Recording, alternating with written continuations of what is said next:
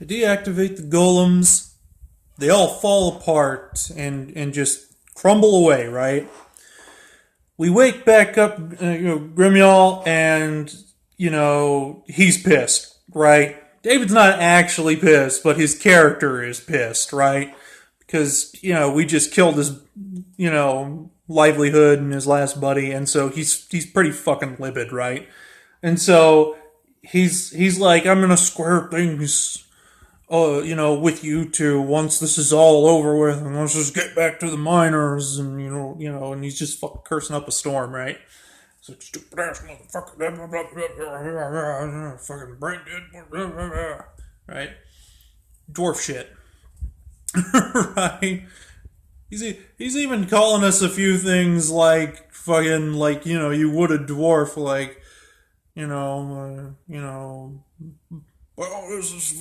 that is holy and fucking Moradin's beard, I can't believe you motherfuckers, I can't believe I'm down here with you sodden sons of bitches, that sort of shit, right? So, he's pissed off. But we decide to go ahead anyways. And we're going to catch up with the miners. Catch up with the miners. They're all fucking dead. They've all been hacked up by scourge zombies, a mixture of, Draugr and Dwarf and fucking lobotomized orcs, as we've now been witness to pretty much, are standing before us, right? Like we're like, there's no fucking way. There's no fucking way we're fighting all these things.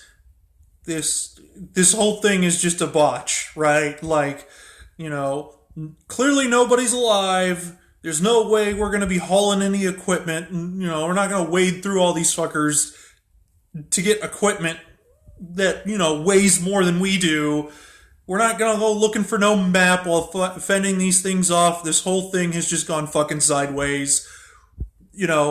At the very least, let's get the fuck out of here and go find the Royal Guard and get them, down here at the very least, right? And so we just opt to book it because, at this point, there's no salvaging anything else. As far as the miners are concerned, they're all gone, right? Too many of these zombie scourge things to fight off. It's the plan has not come together. The plan has fallen apart, right? So they're fucked. And we're fucked if we stay and try to fight. So we're gone. We book it. And so we managed to kind of ditch them because they're kind of, even though they know how to wield weapons and they're kind of smart, they're kind of a bit slow and sluggish because, a lot of them are like kind of hacked up and shit. So, they're not moving as fast as we are, right? Which is a very good thing.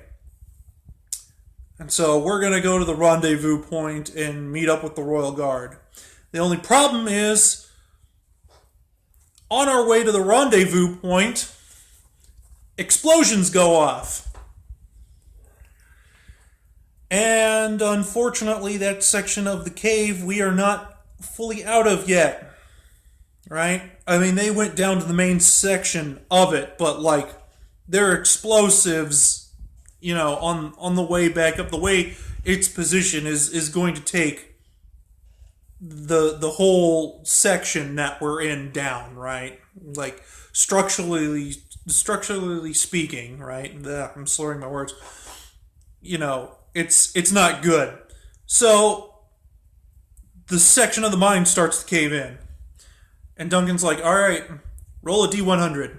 We're like, "Oh shit, what?" So it's very rare to roll a D100 in Dungeons and Dragons. And this D100 we were going to be rolling for would be the probability of whether or not we died in the mine collapse or not. High number, you survive. Low number, you don't. Anything below like a 50, right? We all roll. I get like a 5, right? you know, 005. Like, oh, fuck. Right? And so, my NPC character is crushed. He's dead. David and Terry's character are left alive. We can only assume the Royal Guard is pretty much dead at this point. They're all fucking dead. Shit went tits up for them. They clearly got into more trouble than they could handle. And from what we could surmise, for the greater good, they just went ahead and blew it. Knowing that we still might be alive down here, they decided to go for it anyways because they were losing whatever battle they were in the midst of, and for the greater good of all dwarf kind, upstairs or whatever, they decided it would be prudent to just bury everything, and in order to save lives, the needs of the many over the needs of the few, right? And so we've been effectively buried alive. Well, I'm dead. And Duncan and Terry's characters, they've been buried alive. They're still alive. And so the next 2 hours of this game turn into The Descent with 2 dwarves. And so there's that. They eventually come across a house. One of the houses built by one of the dwarves that lived there, and they decide to wade through it for anything they can get their hands on. And this was going to essentially be Duncan's out for them because they had been in there for fucking quite a long time, and they weren't getting they weren't getting out, right, and they had to kind of work together, and they were bickering the whole time because they're not the greatest of friends, but they're all that each other has right now, and they've got to make it out. So it's this uneasy alliance sort of thing for survival's sake.